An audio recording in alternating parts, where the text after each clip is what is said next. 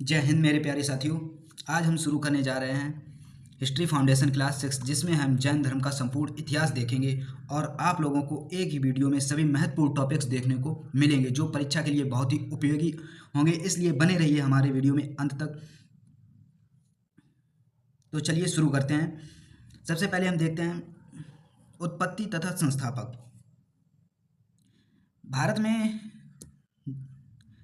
लगभग 600 ईसा पूर्व में भारत में लगभग 72 संप्रदायों का विकास हुआ था, जिसमें से सबसे महत्वपूर्ण संप्रदाय जैन धर्म और बौद्ध धर्म को माना जाता है, और शैव धर्म तथा वैष्णव धर्म भी आते हैं जो थोड़े महत्वपूर्ण संप्रदाय में माने जाते हैं।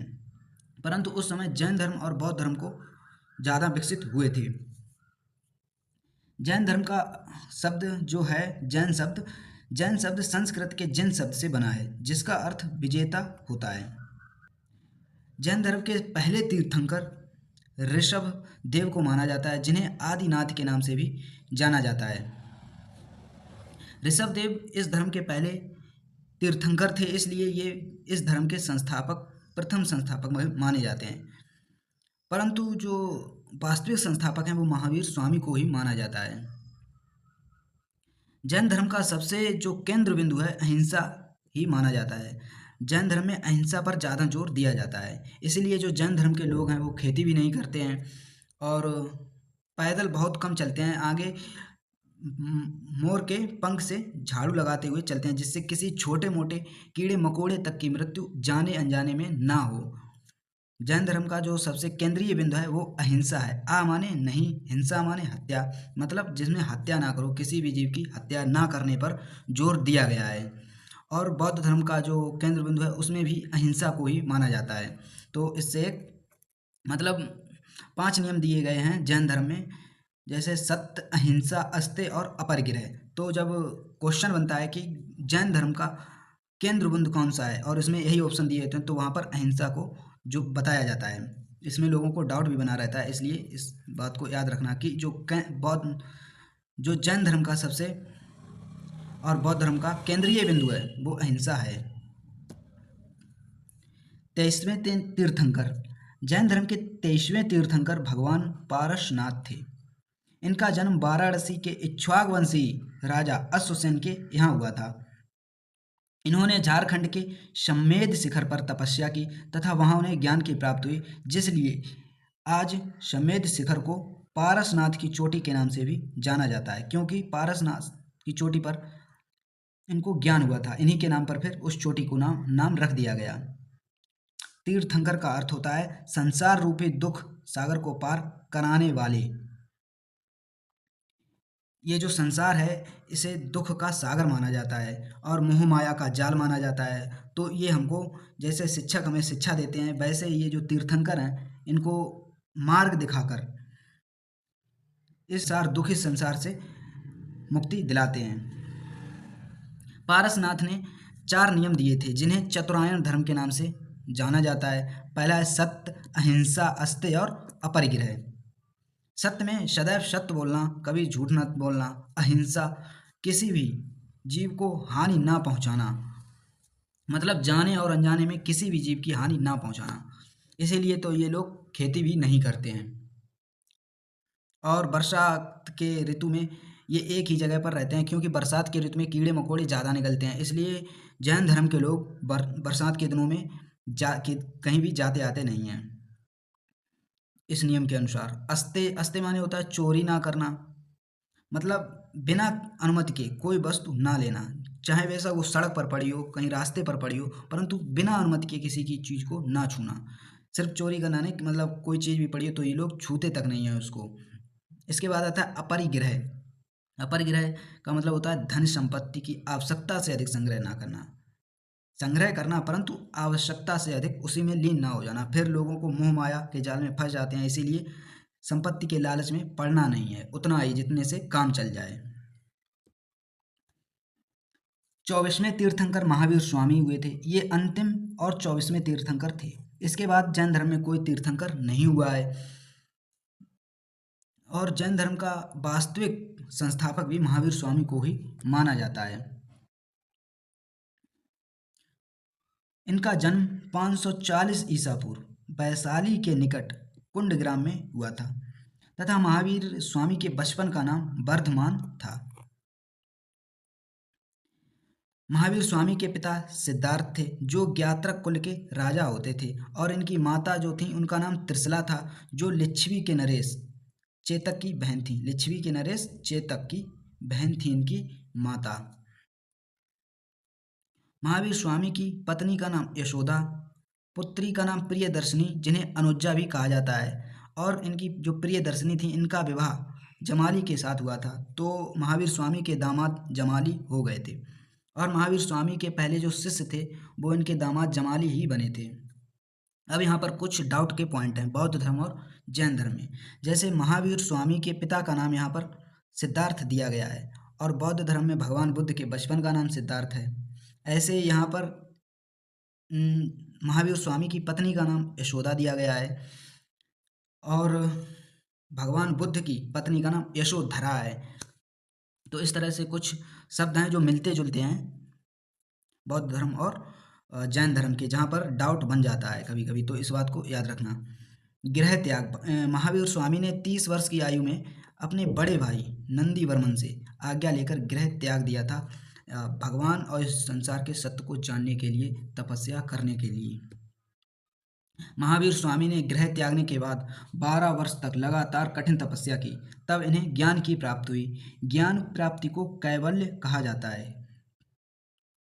महावीर स्वामी को जाम्भिक ग्राम में ऋजुपालिका नदी के तट पर एक पवित्र साल वृक्ष के नीचे ज्ञान की प्राप्ति हुई थी। ज्ञान की प्राप्ति को कैवल्य कहा जाता है।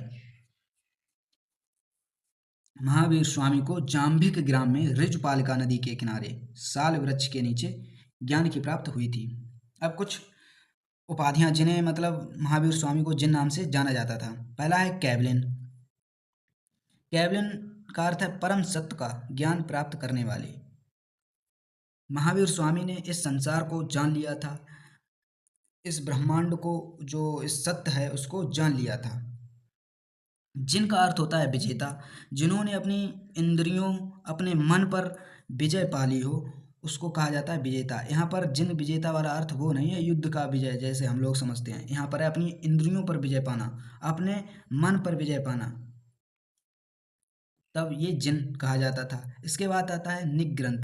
निग्रंथ का अर्थ होता है मोह माया से मुक्ति और सांसारिक बंधनों और मोह माया से मुक्ति पाली थी इन्होंने, इसीलिए इनको निग्रंथ कहा गया। सब नहीं कहते हैं मोह माया का जाल, मोह माया सब मोह माया का जाल है। इसी तरह से इसी जाल से मतलब हमारे मन में ये बना रहता है कि जब पहले नौकरी लग जाए, फिर नौकरी लग जाने के बाद आगे मतलब सांसारिक बाधाएं बनी रहती हैं, कुछ ना कुछ ये कर लें वो कर लें, तो ये क्या है मोह माया है सब। इसी से इन्होंने मुक्ति पाली थी, इसीलिए महावीर स्वामी को निग्रंथ कहा गया। महावीर स्वामी ने अपना प्रथम उपदेश राजगीर में दिया था, राजगीर में। और इन्होंने अपने जो उपदेश थे वो प्राकृत भाषा को अर्धमागधी भाषा के नाम से भी जाना जाता है, अर्धमागधी भाषा में दिया था। तथा इन्होंने अपना अंतिम उपदेश पावापुरी में दिया था। इनके जो पहले शिष्य थे, इनके दामाद अर्थात प्रियदर्शनी के पति जमाली थे। महावीर स्वामी के जो पहले शिष्य थे, इन्हीं के दामाद जिनका नाम जमाली था वो इनके पहले शिष्य बने थे। प्रथम भिक्षुणी चंपावती जो अंग के राजा दधिवाहन की पुत्री थी। महावीर स्वामी की पहली भिक्षुणी चंपावनी थी जो अंग के राजा दधिवाहन की पुत्री थी। महावीर स्वामी ने इसमें ब्रह्मचर्य का धर्म भी जोड़ दिया था। जो पारसनाथ थे उन्होंने 4 धर्म दिए थे, चार नियम दिए थे, जिसमें था सत्य, अहिंसा, अस्तेय और अपरिग्रह। परंतु महावीर स्वामी ने इसमें एक धर्म और जोड़ दिया जिसे ब्रह्मचर्य कहते हैं। ब्रह्मचर्य मतलब इंद्रिय संयम और पवित्रता का पालन करना। ब्रह्मचर्य को भी इन्होंने कठोरता से मतलब अपनाने के लिए कहा था। तो इस तरह जब इन्होंने एक और धर्म जोड़ दिया तो इसे पंचायत धर्म के नाम से जाना जाने लगा। तो महावीर स्वामी ने कौन सा धर्म दिया? पंचायत धर्म, और पारसनाथ ने चतुरायण धर्म। इसमें मोक्ष के त्रिरत्न, जैन धर्म में त्रिरत्न कौन कौन से हैं? सम्यक ज्ञान, सम्यक दर्शन और सम्यक आचरण। इसी तरह से बौद्ध धर्म में भी त्रिरत्न है। उसमें त्रिरत्न है बुद्ध, धम्म और संघ हैं। बुद्ध धर्म के त्रिरत्न है बुद्ध, धम्म और संघ, जो हम आपको ये बुद्ध धर्म में समझाएंगे कि इनका मतलब क्या होता है। ठीक है, तो यहाँ पर अभी देखते हैं सम्यक ज्ञान। तो सम्यक ज्ञान मतलब संयम रहित और वास्तविक ज्ञान प्राप्त करना। ये किताबी ज्ञान है जो आजकल हम ग्रहण करते हैं। सम्यक ज्ञान मतलब अपने जो अंदर की जो चेतना है उसको जगाना और इस संसार को जानना, जो आध्यात्मिक रूप से, उसको सम्यक ज्ञान कहा गया है। सम्यक दर्शन, सत्य और जैन तीर्थकों को उपदेश में सच्ची श्रद्धा रखना। सम्यक आचरण, सुख दुख में उदासीन रहकर सदाचार का पालन करना। जैसे व्यक्ति जब दुख आता है तो बहुत दुखी, और कुछ अच्छा समय आता है तो बहुत खुश हो जाता है, और इस तरह से मतलब इन्होंने बिल्कुल उदासीन रहकर सदाचार का पालन करना सम्यक आचरण में रखा है। महावीर स्वामी ने कुछ दार्शनिक सिद्धांत भी दिए जो जैन धर्म के दार्शनिक सिद्धांत हैं। एक है अनीश्वरवाद, मतलब ये ईश्वर में विश्वास नहीं करते थे, इसलिए ये मूर्ति पूजा में भी विश्वास नहीं रखते थे। इनका मानना था कि ईश्वर नामक कोई चीज नहीं होती है, परंतु ये लोग आत्मा और कर्मवाद में विश्वास रखते थे। पुनर्जन्म, आत्मा का बंधन और कर्मचक्री पुनर्जन्म का मुख्य कारण था। जैन धर्म में आत्मा का तो माना जाता है, परंतु ईश्वर की सत्ता को अस्वीकार करते हैं। और कर्म का चक्र ही इन्होंने बताया कि जो हमारे कर्म हैं वो ही हमारे अगले जन्म के कारण, जो हमारा अगला जन्म का कारण बनते हैं। मतलब इस जन्म में जैसे कर्म करेंगे अगले जन्म में वैसा ही जन्म मिलेगा। इसके बाद आता है स्यादवाद या अनेकांतवाद, सत्य के बहुयामी होने का सिद्धांत। सप्तभंगी ज्ञान, जिसे सप्तभंगी ज्ञान के नाम से भी जाना जाता है। सप्तभंगी ज्ञान किस धर्म से संबंधित है? जैन धर्म। अनेकांतवाद भी जैन धर्म से संबंधित है, और स्याद्वाद भी जैन धर्म से संबंधित है। ये एग्जाम में क्वेश्चन आ जाते हैं सीधे सीधे कि सप्तभंगी ज्ञान किससे संबंधित है? जैन धर्म। स्याद्वाद किससे संबंधित है? जैन धर्म। अनेकांतवाद किससे संबंधित है? जैन धर्म। अब जैन धर्म की संगीतियों का मतलब होता है महासभाएं, जिसमें बहुत दूर दूर से लोग आते हैं और सभा करते हैं उस धर्म से संबंधित। इनकी पहली जो सभा थी वो 300 ईसा पूर्व हुई थी। इसका स्थान था पाटलिपुत्र, बिहार में पहली जैन संगीति हुई थी। इसके अध्यक्ष स्थूलभद्र थे। इस महासभा में बिखरे हुए जैन उपदेशों को संकलित करके 12 अंगों की रचना की गई। इसी दौरान जैन धर्म का विभाजन हो गया, दो भागों में विभाजन हो गया। एक था श्वेतांबर और एक था दिगंबर। जो श्वेतांबर थे वो सफेद वस्त्र पहनते थे। श्वेतांबर सफेद वस्त्र पहनते थे, जबकि दिगंबर नग्न रहते थे। जो लोग स्थूल बाहु के अध्यक्षता में चले गए थे वो सफेद वस्त्र धारण करते थे और वो श्वेतांबर कहलाते थे। श्वेतांबर मतलब सफेद कपड़ा धारण करने वाले श्वेतांबर। और जो दिगंबर थे वो भद्रबाहु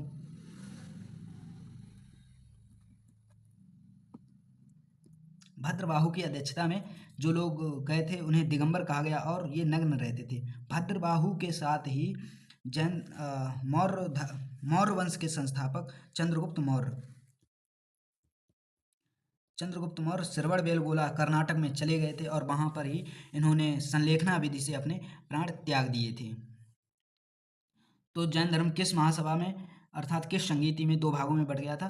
प्रथम जैन संगीति जो 300 ईसा पूर्व पाटलिपुत्र बिहार में हुई थी। कौन कौन दो भाग हैं? श्वेतांबर और दिगंबर। श्वेतांबर सफेद वस्त्र धारण करते हैं और दिगंबर नग्न रहते हैं। इसके बाद आता है द्वितीय जैन संगीति। द्वितीय जैन संगीति गुजरात के वल्लभी नामक स्थान पर हुई थी। इसके अध्यक्ष देवार्धि क्षमा शर्मा, जिसे देवार्धि गढ़ के नाम से भी जाना जाता है। देवार्धि क्षमा श्रमण की अध्यक्षता में द्वितीय बौद्ध संगीति गुजरात के वल्लभी में हुई थी। इस सभा में संपूर्ण उपलब्ध जैन ग्रंथों व सूत्रों को एकत्र कर अंतिम रूप से लिपिबद्ध किया गया, जिन्हें उपांगों के नाम से जाना जाता है। 12 अंग और ये 12 उपांग। पहले 12 अंगों का रचना हुई, इसके बाद 12 उपांगों की रचना हुई थी। अब देखते हैं श्वेतांबर और दिगंबर में क्या क्या अंतर थे। जो श्वेत प्रवर्तक थे अर्थात जिसका नेतृत्व किया, नेतृत्व श्वेतांबर का नेतृत्व किसने किया? स्थूलभद्र। जो स्थूलभद्र के अनुयायी थे वो श्वेतांबर कहलाए, जबकि जो भद्रबाहु के अनुयायी थे वो दिगंबर कहलाए। वस्त्र धारण, जो श्वेतांबर थे वो श्वेत वस्त्र पहनते थे, इनका नाम ही इसीलिए पड़ा श्वेतांबर। श्वेतांबर, श्वेत माने सफ़ेद, अंबर माने कपड़ा, तो मतलब सफ़ेद वस्त्र धारण करने वाले श्वेतांबर। तो इससे इसके नाम से ही निकलता है सफ़ेद वस्त्र। तो इसमें मतलब याद रखने वाली बात नहीं है, क्योंकि उसमें उसके नाम में ही छपा है श्वेत वस्त्र। जो दिगंबर थे ये पूर्णतः नग्न रहते थे। स्त्री मोक्ष, श्वेतांबर मानते थे कि जैन धर्म में स्त्रियां मोक्ष प्राप्त कर सकती हैं, परंतु दिगंबर स्त्रियों के लिए मोक्ष संभव नहीं है, परंतु पुनर्जन्म आवश्यक है। इस तरह से दिगंबर और श्वेतांबर में मतभेद हो गए थे। 19वें तीर्थंकर जिनका नाम मल्लीनाथ था, श्वेतांबर उनको स्त्री मानते थे, जबकि जो दिगंबर थे मल्लीनाथ को पुरुष मानते थे। वैवाहिक स्थिति, श्वेतांबरों का मानना था कि जो महावीर स्वामी थे वो वैवाहिक थे, परंतु जो दिगंबर हैं उनका मानना था कि महावीर स्वामी अविवाहित थे। जैन धर्म भारत में बहुत ही पुराना धर्म है, फिर भी मतलब इतना विकसित नहीं हो पाया। इसके पतन के कारण मैं आपको बताता हूँ कि इसका पतन क्यों हो गया। आपने देखा होगा जैन धर्म के जो लोग हैं बहुत ही कम लोग मिलते हैं, तो इसके पतन के प्रमुख कारण, इसमें जो नियम थे वो अत्यंत ही कठिन थे। अहिंसा के अतिवादी पालन, ये मतलब जो अहिंसा का पालन था इनका बहुत ही अति हो गई थी उसकी। जैसे ये लोग खेती भी नहीं करते थे, क्योंकि खेती में जब हल चलेगा तो कीड़े मकोड़े केंचुआ की मृत्यु होगी, इसलिए ये जो प्राकृतिक रूप से फल मिल जाते थे, कंदमूल फल और ये जंगलों में, वही खाते थे, उसी से काम चलाते थे, परंतु ये खुद खेती नहीं करते थे। और ये चलते भी थे झाड़ू लगा मोर के पंख से झाड़ू लगाकर चलते थे। वर्षा में चलते ही नहीं थे, कहीं जाना आना बंद कर देते थे। इस तरह से इस जो जैन धर्म था उसमें अत्यंत कठिन और अतिवादी पालन हो गया था, जिस कारण जन सामान्य के लिए अपनाना इसे बहुत ही कठिन हो गया था। भाषा की कठिनता, प्राकृत भाषा जो थी वो बहुत ही जनसाधारण लोगों को समझने के लिए बहुत ही कठिन थी, इसलिए जैन धर्म को अपनाने वाले लोग बहुत कम हो गए थे। कृषि एवं युद्ध पर प्रतिबंध, मैंने आपको बताया था ये कृषि पर भी, खेती भी नहीं करते थे, और युद्ध पर भी प्रतिबंध था। सैनिकों ने जैन धर्म में दीक्षित होना लगभग असंभव हो गया था, इसलिए जो सैनिक थे वो जैन धर्म में शिक्षा ही नहीं ले पाते थे। अगला कारण है राजकीय संरक्षण में कमी। मौर्य काल के बाद केवल, जैसे मौर्य काल में जो चंद्रगुप्त मौर्य थे उन्होंने ही जैन धर्म को अपनाया था, बाद में इसे कोई बड़ा राजा जिसका संरक्षण प्राप्त नहीं हुआ था। सांप्रदायिक विभाजन, जैन धर्म पहली ही संगीति में दो भागों में बट गई थी, श्वेतांबर और दिगंबर में। इनमें आपसी मतभेद की वजह से इस धर्म की शक्तियों को कम हो गया था। मतलब जब मतभेद हो जाएगा तो लोग आपस में कहेंगे, आप तो जानते हैं कि लोग कहते हैं कि जब खुद ही नहीं एक हो पाए तो लोगों को क्या एक करेंगे, इस तरह से बातें होती हैं। तो इस तरह से इन लोगों में स्वयं ही मतभेद हो गया था। इसके बाद देखते हैं प्रमुख तीर्थंकर। पहले तीर्थंकर थे ऋषभदेव। ऋषभदेव के प्रतीक है बैल, ऋषभ का अर्थ भी बैल होता है, और इनके जो प्रतीक चिन्ह है उन बैल है। ऋषभदेव।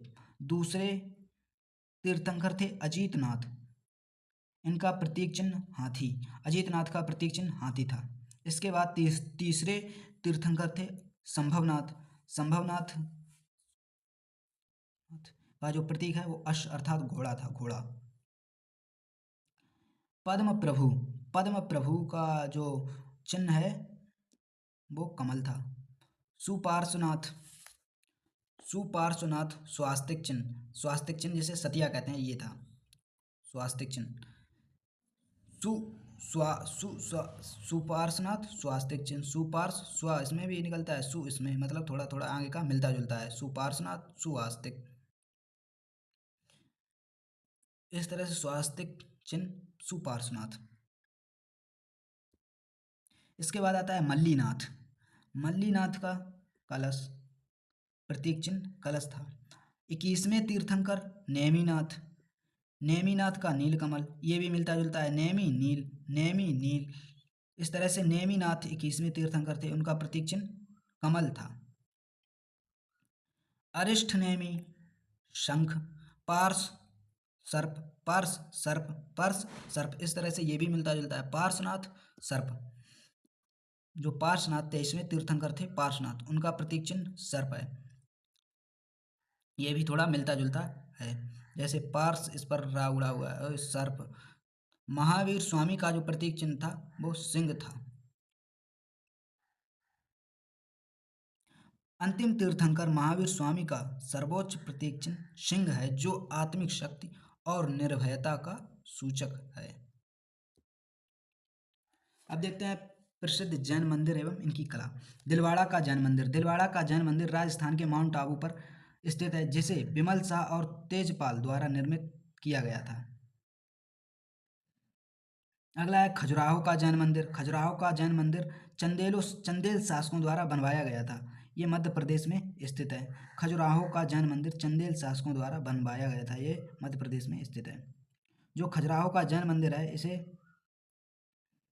हिंदू और जैन धर्म दोनों के लिए मंदिरों का सुंदर संगम है। ये मतलब दोनों का तीर्थ स्थान है। खजुराहो का जैन मंदिर हिंदुओं और जैनों दोनों का तीर्थ स्थान है खजुराहो का जैन मंदिर। इसके बाद आता है रणकपुर जैन मंदिर। रणकपुर जैन मंदिर राजस्थान का प्रसिद्ध खम्भों वाला भव्य जैन मंदिर है। रणकपुर जैन मंदिर राजस्थान में स्थित है, जो प्रसिद्ध खम्भों वाला भव्य जैन मंदिर है। दक्षिण भारत में श्रवणबेलगोला नामक स्थान है, जो कर्नाटक में स्थित है। यहाँ पर चामुंडराय द्वारा बाहुबली मतलब इनको महावीर स्वामी की ही एक बाहुबली, जिन्हें गोमतेश्वर के नाम से भी जाना जाता है, इस मूर्ति को बाहुबली की विशाल कायोत्सर्ग प्रतिमा, जहाँ महामस्तकाभिषेक आयोजित होता है। महामस्तकाभिषेक नामक उत्सव यहाँ पर मनाया जाता है श्रवणबेलगोला में, बाहुबली की मूर्ति पर, जिसे गोमतेश्वर भी कहते हैं। अगला है पावापुरी का जल मंदिर। बिहार के पावापुरी सरोवर के बीच अत्यंत पवित्र स्थल है, जो महावीर का निर्वाण स्थल है। निर्वाण मतलब जहाँ पर महावीर स्वामी ने निर्वाण अर्थ मोक्ष प्राप्त किया था। पावापुरी में ही महावीर स्वामी ने मोक्ष प्राप्त किया था। वहीं पर बिहार के पावापुरी में सरोवर के बीच में एक स्थल है। अगला है मथुरा कला शैली। मौर्योत्तर काल में मथुरा जैन मूर्ति कला का प्रमुख केंद्र था। मौर्योत्तर काल में मथुरा था, वहाँ पर जैन मूर्तिकला जो मूर्तिकला थी, वहाँ जैन धर्म के लिए बहुत वहाँ पर, और बौद्ध धर्म के लिए भी मूर्तिकला वहाँ पर प्रमुख केंद्र था। जैन और बौद्ध धर्म की मूर्तिकला के लिए प्रमुख केंद्र था मथुरा। महावीर स्वामी की मृत्यु अर्थात निर्वाण इन्होंने 72 वर्ष की अवस्था में पावापुरी में हो गई थी।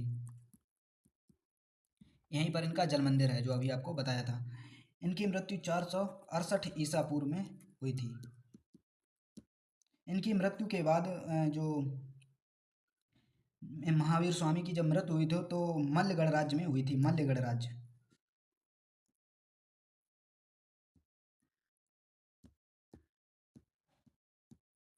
मल्लगढ़ राज्य में महावीर स्वामी की मृत्यु हुई थी।